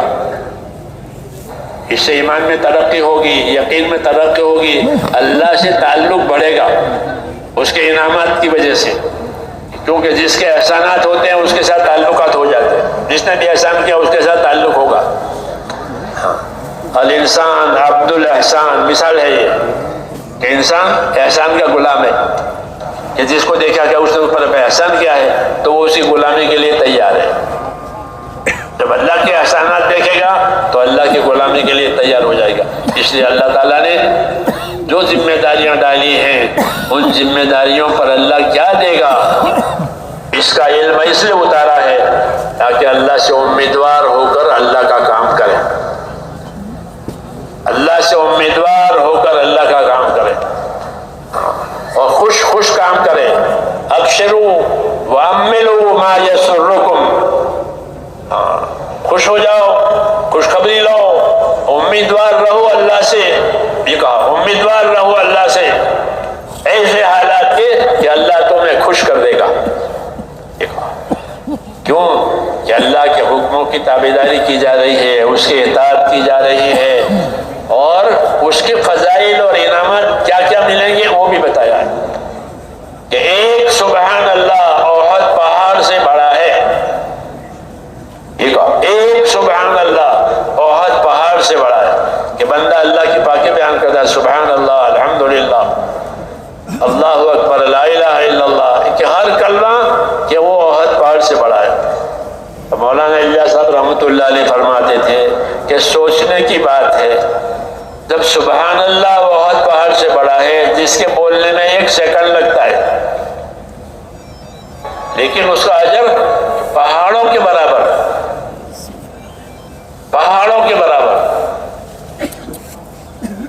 تو جب سبحان اللہ کا اجر پہاڑوں کے برابر ہے تو باقی عملوں کا اجر سوچو کتنا بڑا ہوگا، 5 نمازوں کا کتنا بڑا ہوگا۔ زکاتوں کا کتنا، حج، روزہ، جتنے خیر کے کام ہیں، جان مال لگاتا ہے، کیا ملے گا؟ یہ سوچنے کی بات ہے۔ اس لیے ایمان میں ترقی کہ ایمان کی دعوت اور ایمان کے کام کے فضائل کے ساتھ کرو، اندر جان پڑ جائے گی، پھر چھوڑے گا نہیں بلکہ چھوٹ جائے گا تو پچھتاوا ہوگا، پچھتائے گا، کیوں کہ اس کی فضیلت بہت ہو گئی۔ جیسے کوئی معاملہ نفع کا تھا کاروبار میں اور وہ ہاتھ سے موقع گیا تو آدمی پچھتاتا کہ بڑا اچھا موقع تھا، مجھ سے کوتاہی ہو گئی، ورنہ بڑا نفع تھا۔ اس طرح ایمان والا جب دیکھا اتنی بڑی فضیلت ہے اور مجھ سے یہ ہوا نہیں تو اس کو پچھتاوا ہوگا۔ عبداللہ ابن عمر کے بارے میں حدیثوں میں آتا ہے کہ انہوں نے ایک دفعہ ابو ہریرہ سے حدیث سنی کہ جو آدمی جنازہ کی نماز پڑھے گا اور دفن تک شریک رہے گا اس کو 2 قیراط ثواب ملے گا۔ اگر دفن تک شریک نہیں رہا، نماز میں شریک رہا تو 1 قیراط ملے گا، نہیں تو 2 قیراط ملے گا۔ قیراط کیا ہوتا ہے؟ قیراط ثواب کی بہت بڑی مقدار ہے، پہاڑوں کے برابر۔ وہ نماز جانا پڑھے اور جنازے میں شریک رہے دفن تک تو اسے ملے۔ یہ حدیث سنائی، اس حدیث پر عبداللہ ابن عمر کو اشکال ہوا، کیوں کہ بہت آسان ہے، 4 رکعت 4 تکبیریں ہیں تو اس میں اتنا بڑا ثواب۔ تو انہوں نے ابو ہریرہ کو ٹوکا کہ ابو ہریرہ سوچ کر کہہ رہے ہو، حدیث سوچ کر کہہ رہے ہو؟ ہاں، کیونکہ حدیث کو تو سوچ سمجھ کر کہنا چاہیے۔ ہاں، یہ نبی کی بات ہے، اس میں کوئی ملاوٹ نہیں ہونی چاہیے۔ بہت بڑا گناہ ہے کہ حدیث کو غلط بیان کرے۔ اس لیے کہا ابو ہریرہ سوچ کے کہہ رہے ہو؟ ابو ہریرہ ناراض ہوئے، کہ کیا میں ایسے ہی اڑاتا ہوں؟ اور اپنی بات کو صحیح ثابت کرنے کے لیے حضرت عائشہ رضی اللہ عنہ کے پاس گئے، کیونکہ حضرت عائشہ، حضرت ابو ہریرہ، انس بن مالک، عبداللہ بن عمرو بن عاص، یہ وہ حضرات ہیں جو کثرت سے حضور صلی اللہ علیہ وسلم کی حدیثیں جانتے بھی تھے اور لوگوں کو بتاتے بھی تھے، اس کی تعلیم دیتے تھے۔ مکثرین فی الحدیث، ان کو کثرت سے حدیثوں والا بیان کیا۔ اس میں یہ بھی ابو ہریرہ، عائشہ، اس لیے عائشہ کے بارے گئے اور کہا ام المومنین وہ حدیث 2 قرات کی جنازے کی نماز والی وہ کیسی ہے؟ میں نے اس طرح بیان کیا ہے کہ جو جنازے کی نماز پڑھے اس کو 1 قرات ثواب ملے گا اور دفن تک شریک رہے اس کو 2 قرات ملیں گے، اور قرات کی مقدار پہاڑوں کے برابر ہے۔ یہ حدیث کیسے ہے؟ عائشہ نے فرمایا رضی اللہ بالکل صحیح ہے، یہی ہے۔ تو عبداللہ ابن عمر کو یقین دلا کہ میں نے بات غلط نہیں کہی تھی، فضیلت میں نے صحیح سنائی ہے۔ تو عبداللہ ابن عمر پچھتانے لگے اور پچھتا کر کے یوں کہے لقد ضیعنا قیراتنا، ہم نے اپنے قیراتیں بہت کھوئی، یعنی جنازے کی نمازوں کا اہتمام نہیں ہوا، فضیلت نہیں ملی۔ اگر یہ فضیلت پہلے سے معلوم ہوتی تو جنازے کی نماز کا اہتمام کرتے تاکہ فضیلت ملے، قیراتوں کا ثواب، پہاڑوں کے برابر ثواب تھوڑی دیر میں۔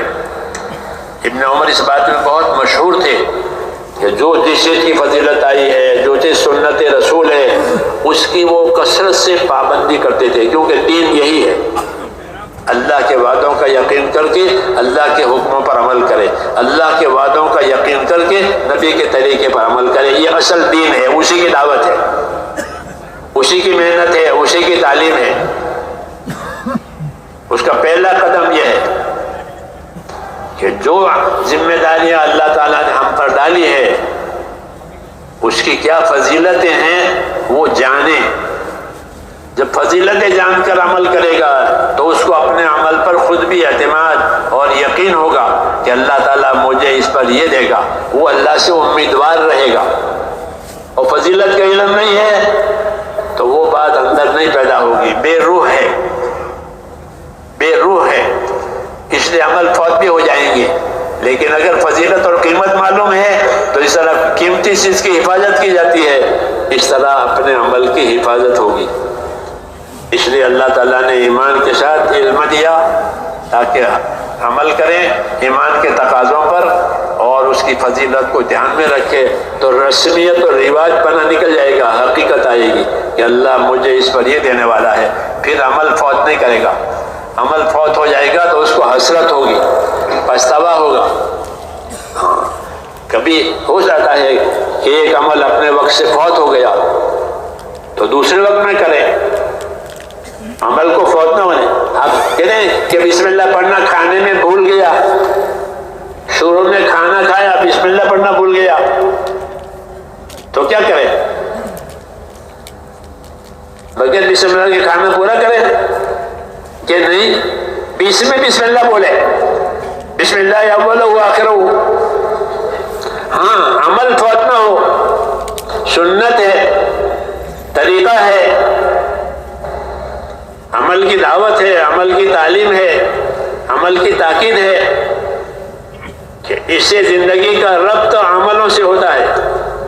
اس جگہ بسم اللہ نہ بھول گیا، حضور صلی اللہ علیہ وسلم رات کو اٹھ کر عبادت کرتے تھے، کسی عذر کی وجہ سے رات میں اٹھنا نہیں ہوا، وہ عمل نہیں ہوا، تو حضور صلی اللہ علیہ وسلم اس عمل کو زوال سے پہلے پورا کر لیتے تھے، وہ رکعتیں زوال سے پہلے پڑھ لیتے تھے۔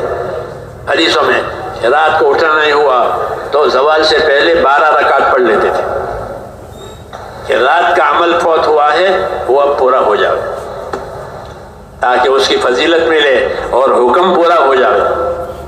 سب سے بڑا کمال یہ ہے کہ حکم پورا کرے اور اس کی فضیلت کو دھیان کے ساتھ پورا کرے تاکہ اس میں جان پڑے، کیونکہ فضیلت جان کر کے عمل کرنے والا مخلص ہے، مخلص ہے کہ وہ اللہ کے اجر کو چاہتا ہے اور کوئی چیز نہیں چاہتا۔ اللہ کا اجر چاہنا یہ بھی اخلاص ہے، اللہ کی رضامندی چاہنا یہ بھی اخلاص ہے، آخرت بنانے کے لیے عمل کرے یہ بھی اخلاص ہے۔ درجے ہیں اخلاص کے۔ اس لیے ایمان اور ایمان کے تقاضے پورا کرنے کے لیے ہم کو فضائل کا علم دیا کہ اسلام کو پڑھو اور پڑھاؤ، سنو اور سناؤ، دعوت میں بھی اس کا ذکر کرو، دعوت دو تو فضیلت سے، عبادت کرو تو فضیلت کے ساتھ، کہ عمل میں جان پڑے۔ دوسری بات کہ اس کا طریقہ صحیح ہو، کہ جو عمل کرو اس کو صحیح طریقے سے کرو۔ فضائل مسائل، فضائل مسائل، مسائل کا مطلب یہ ہے کہ عمل کرنے کا طریقہ صحیح ہو، اگر طریقہ غلط ہے تو فضیلت نہیں ملے گی۔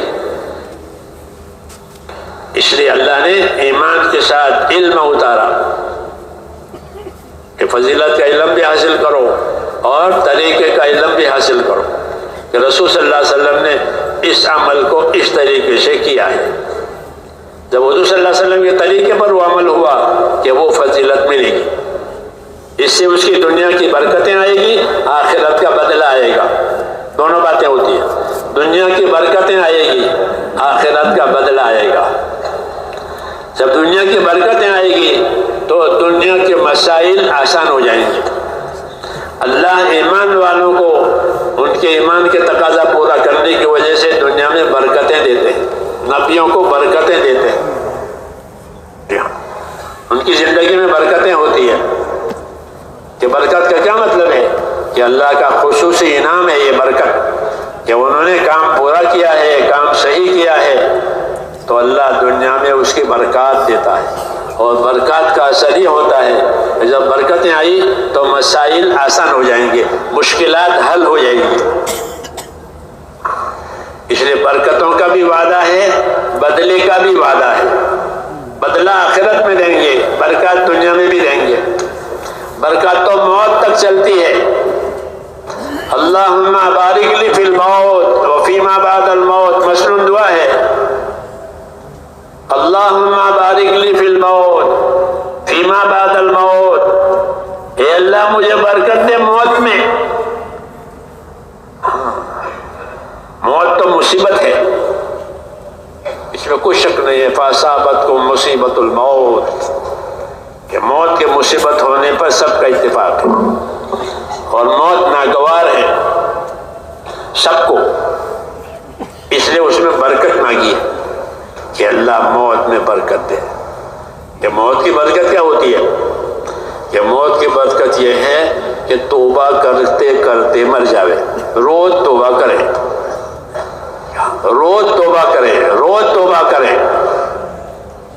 کہ توبہ کے ساتھ موت آئی، کوئی گھبراہٹ نہیں ہے، بیماری کی وجہ سے کوئی گھبراہٹ نہیں ہے، بیماری پر صبر ہو گئی، ہاں یہ برکت ہے۔ ہاں پھر موت آئی کہ موت آسان ہو گئی، پھر موت کے بعد کی برکتیں ہیں، جی ہاں وہ الگ ہے۔ تو ایمان والوں کے لیے میرے دوستوں برکات بھی ہے، بدلے بھی ہیں، اسی کا نام تو فضیلت ہے، برکتیں ملے گی، ہاں اسباب میں برکت ہوگی، اولاد میں برکت ہوگی، حیات میں برکت ہوگی، زندگی میں برکت ہو جاتی ہے۔ ہاں اب تو زندگیاں تنگ ہو گئی ہے، کام بنتے نہیں ہے، ادھورے رہ جاتے ہیں، کیوں کہ اس کی برکتیں اٹھ رہی ہے، اور زندگی میں برکت ہوتی ہے تو کہ کام بن جاتے ہیں، اب تنگی پڑتی ہے، ہاں وقت تنگ ہو رہا ہے، وقت ساتھ نہیں دے رہا ہے، تو اس میں برکت چلی گئی، آخری زمانہ ہے۔ لیکن اگر ایمان ہوا اللہ تعالیٰ اوقات میں برکت آج بھی دیں گے، کہ حیات میں برکت ہوگی، مال میں برکت ہوگی، کہ مال سے دنیا کی حاجت بھی پوری ہو جائے گی، آخرت بھی بنے گی، کیونکہ مال برکت والا ہے، مال برکت والا ہے، اچھے راستے سے لیا ہے، اچھے راستے پر جائے گا۔ مثل مشہور ہے کہ پانی اپنا راستہ نکال لے گا، یہ مثل ہے، پانی اپنا راستہ نکالے گا، مٹکا ٹوٹ گیا، پانی کہاں جائے گا؟ کہ پانی اپنا راستہ نکال لے گا، آپ سے نہیں پوچھے گا، اوپر سے پانی برسا ہے، وہ اپنا راستہ نکال لے گا، کہ پانی اپنا راستہ نکال لیتا ہے، اس طرح مال اپنا راستہ نکال لیتا ہے، اچھے راستے سے آیا ہے تو اچھے راستے پر جائے گا، غلط راستے سے غلط راستے پر جائے گا، مال اپنا راستہ نکال لے گا، پانی اپنا راستہ نکال لیتا ہے۔ اس لیے ہم کو برکت کے اسباب دیے ہیں۔ برکت کے دو سبب ہیں، ایک آدمی کا ایمان یقین اور ایک آدمی کا تقوی اور خدا کا خوف، یہ زندگی میں آوے، اندر ایمان یقین آوے میرا خدا یہ دینے والا ہے، اور دوسرا اندر اللہ تعالیٰ کا خوف اور تقوی آوے، کہ ڈرے اللہ سے، ڈرے اللہ سے، کہ ایمان یقین اور خدا کا خوف یہ دو برکتوں کو لاتے ہیں آسمانوں سے اور زمینوں سے۔ زمینوں کی برکتیں بھی آئے گی، آسمانوں سے بھی برکتیں آئے گی، ایسا پانی برسے گا، ایسی ہوائیں چلے گی کہ جو برکات لاوے گی۔ زمین ایسی پیداوار نکالے گی جس میں برکتیں ہوگی کہ دنیا کی حاجتیں پوری ہو جائے گی اور آخرت کی کامیابی ہو جائے گی۔ وَلَوْ أَنَّ أَهْلَ الْقُرَىٰ آمَنُوا وَاتَّقَوْا لَفَتَحْنَا عَلَيْهِمْ بَرَكَاتٍ مِّنَ السَّمَاءِ وَالْأَرْضِ، یہ شہروں میں بستیوں میں رہنے والے لوگ اپنی زندگی ایمان یقین پر اور خدا کے خوف پر اٹھاوے تو ہم ان کو آسمانوں سے بھی برکتیں دیں گے، زمینوں سے بھی برکتیں دیں گے۔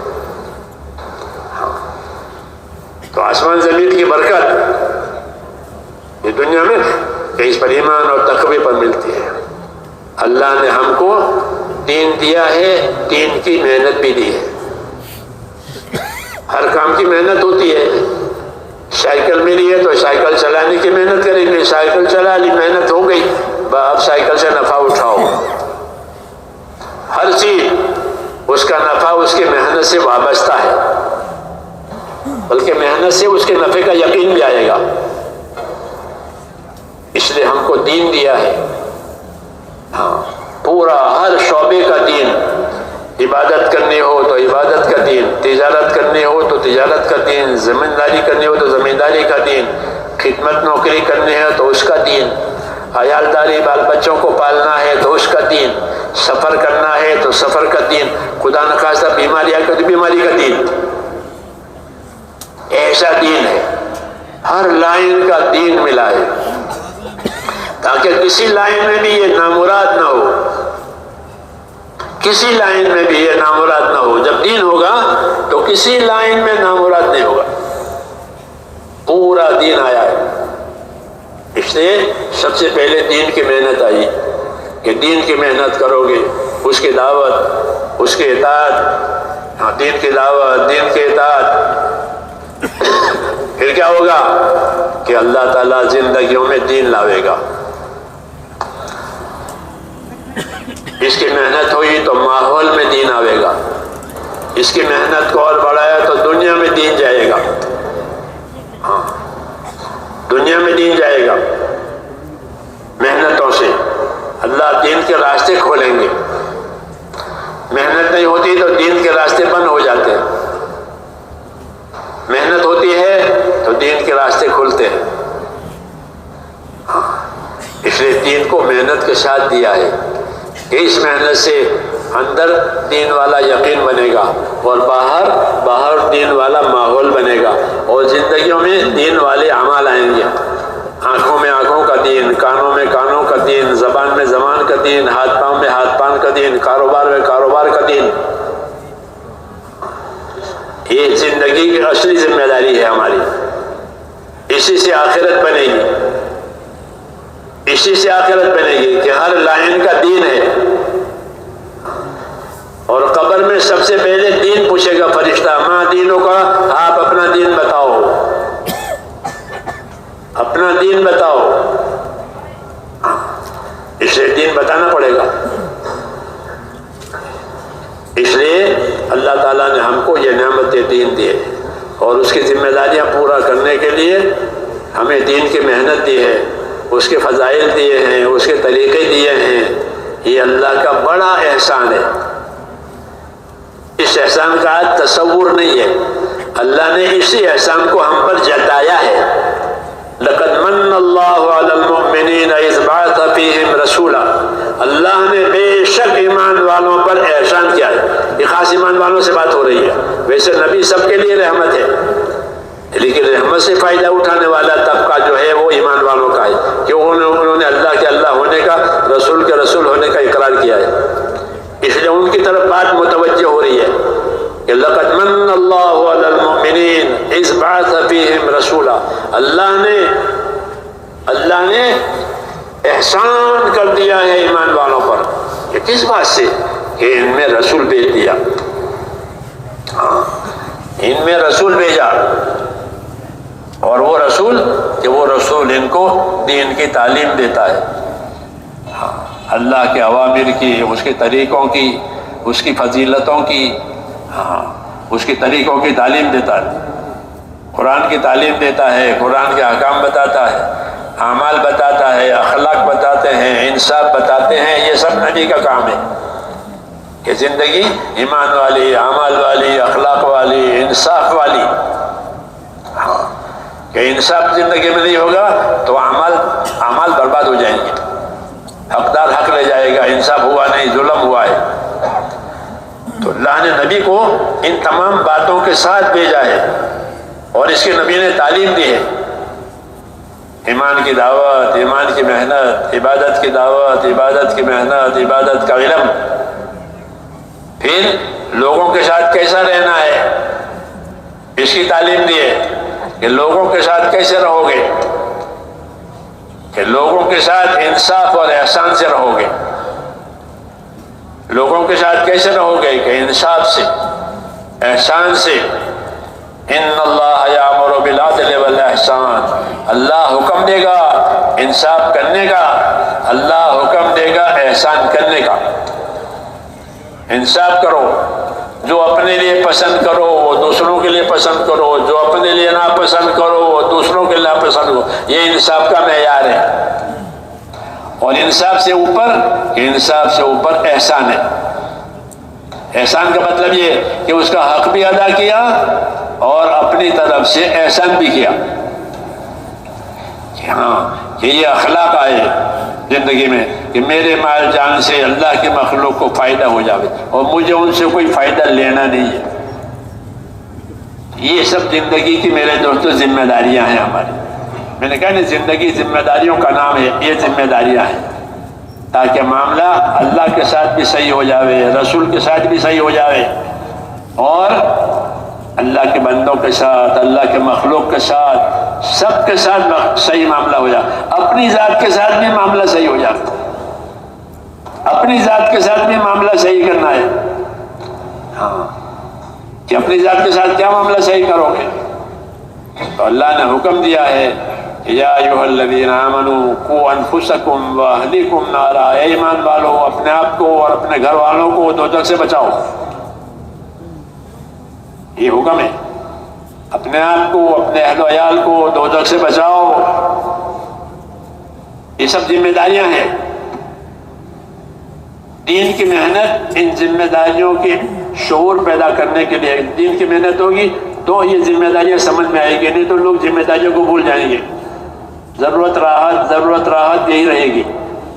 میری ضرورت پوری ہو جائے, مجھے راحت مل جائے. موت سے پہلے کی چیزوں کا نام ضرورت راحت ہے. موت کے بعد جو چیز آئے گی وہ کامیابی اور ناکامی ہے. موت سے پہلے ضرورت راحت, یہ ہر انسان کے ساتھ ہے, ہر جاندار کے ساتھ. ہر جاندار اپنی راحت چاہتا ہے, اپنی ضرورت پوری کرتا ہے. اس لیے یہ مسئلہ اہم نہیں ہے.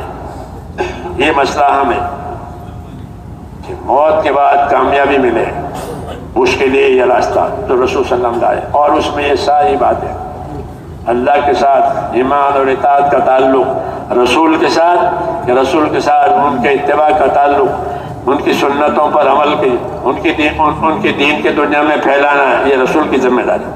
اللہ کے بندوں کے ساتھ کہ اللہ کے بندوں کے ساتھ انصاف اور احسان کا معاملہ. اپنی ذات کے ساتھ کہ اپنی ذات کے ساتھ معاملہ یہ ہے کہ دین سیکھ کر ایسی زندگی گزرے جو دوزخ سے بچاوے, کہ اپنے آپ کو, اپنے گھر والوں کو دوزخ سے بچاؤ. ہر ایک کو ذمہ داریاں دی, ہر ایک کو ذمہ داریاں دی ہے اور محنت دی ہے. جب یہ محنت دی چلے گی تو یہ ذمہ داریاں آسان ہو جائیں گی, اس کی فضیلتیں معلوم ہوگی, اس کی تاکید معلوم ہوگی. اس لیے ہم کو دین دیا, دین کی محنت کے ساتھ دیا. جب تک محنت چلتی رہے گی اس میں ترقی ہوگی, کیونکہ محنت کی مثال ایسے ہے جیسے پانی برسا زمین پر. پانی برسے گا تو ہر چیز اگ سکتی ہے. قیمتی سے قیمتی چیز اگنے کے لیے پانی چاہیے. زعفران ہو تو پانی, جو باجرہ ہو تو بھی پانی چاہیے.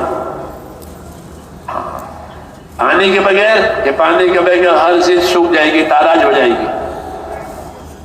پانی پڑا ہر چیز آباد ہو جائے گی. اللہ نے دین کی محنت کو پانی کی طرح بنایا ہے. جب دین کی محنت ہوگی تو ہر لائن کا دین زندہ ہونے کی امید ہے. ہر لائن کا دین, ہر شعبے کا دین, تاجر میں تجارت کا دین, عہدے داروں میں عہدے داری کا دین, مالداروں میں مالداری کا دین, غریبوں میں غریبی کا دین, ہر لائن کا دین. اس کو پانی ملے گا. یہ اللہ کا انعام ہے کہ جو اپنے راستوں کی محنت کریں گے ہم ان کو اپنے راستوں کی ہدایت دیں گے. محنت پر ہدایت آتی ہے, صحیح رہبری ہوتی ہے, ایمان میں یقین آتا ہے, عمل میں اخلاص آتا ہے, اور عمل صحیح ہو جاتا ہے, پھر اللہ کے ہاں قبول ہوتا ہے. پھر ان کی دعائیں قبول ہوگی. جب ان کے عمل صحیح ہوں گے ان کی دعائیں قبول ہوگی. یہ بھی ایک برکت ہے عمل کی کہ اعمال صحیح ہو گئے, زندگی پاکیزہ ہو گئی کہ اب اعمال میں, اب دعاؤں میں قبولیت آئے گی. دعا میں قبولیت آنا یہ اللہ کا انعام ہے, وہ ایمان والوں کو ملتا ہے. صحابہ اس درجے پر پہنچ گئے تھے کہ ان کی دعائیں قبول ہوتی تھی. وہ اپنے مسائل اپنے دعا سے حل کرتے تھے. مسئلہ آ گیا کہ دعا کرو, جی ہاں یہ دعا مومن کا ہتھیار ہے. مومن پر حالات آتے ہیں, حالات کا مقابلہ کرنے کے لیے دعا کا ہتھیار دیا ہے, اور دعا کی طاقت کے لیے دین کی محنت دی ہے. جب دین کی محنت کے ساتھ دعا مانگے گا, قربانیوں کے ساتھ دعا ہوگی, تو یہ دعا ایسی طاقتور ہوگی جیسے نبی کی دعا ہوتی ہے. نبی کو اللہ دعا ہی دیتے ہیں کہ یہ دعا لے جاؤ, تمہارا مسئلہ ہے مانگنا اللہ سے. اس امت کو بھی یہی دیا ہے کہ نبیوں والا کام دیا اور انعام یہ دیا کہ ان کی دعاؤں میں اللہ ایسی قبولیت ڈالیں گے جیسے نبیوں کی دعاؤں میں قبولیت ہوتی ہے. نبی کی تابعداری کی وجہ سے ان کو یہ انعام ملے گا. اس لیے ہر طرف سے اللہ کے انعامات ہیں، مگر بشرط ذمہ داری۔ ہاں کہ ذمہ داری پوری ہوگی، کہ مدد ہوگی، انعام آئیں گے، المعونۃ علی قدر المعونہ، کہ اللہ کی مدد اتنی آئے گی جتنی ذمہ داری پوری کی جائے گی۔ حدیثوں میں کہ ذمہ داری جتنی پوری کی جائے گی اتنی مدد آئے گی۔ اور مدد کے بہت راستے ہیں، اللہ کی طرف سے مدد کے بہت راستے ہیں، بہت راستے سے مدد کرتے ہیں، ہر نبی کے الگ الگ طریقے سے مدد ہوئی ہے۔ اس امت کے لیے بھی یہی بشارت ہے، جب یہ کام کریں گے کہ مختلف طریقوں سے ان کے لیے مدد آئے گی اور ہدایتیں آئیں گی اللہ کی طرف سے۔ اس لیے ہمیں اللہ تعالیٰ نے ذمہ داری دی ہے، ہم سب اس کی نیت کریں کہ اپنی اس ذمہ داری کو اللہ کے لیے پورا کرنا ہے، کہ جو دین اور دین کے کام کی ذمہ داری اللہ نے ہم کو ڈالی ہے ہم اس کو انشاءاللہ پوری کریں گے۔ تو اس کے لیے تیار ہیں؟ سب نیت کریں، اس کے لیے کریں گے اور کرتے رہیں گے، کریں گے کرتے رہیں گے، دوسروں سے بھی کرائیں گے، دعوت دے کر کے، تعلیم سے، خوشامد سے دوسروں سے بھی کرانا، یہ ہماری ذمہ داری ہے۔ آپ فرمائیں اس کے لیے اور اپنے آپ کو پیش کریں، آپ کے سامنے تقاضے رکھے جائیں گے، ان تقاضوں کو اوڑھنا ہے۔ جی فرمائیے۔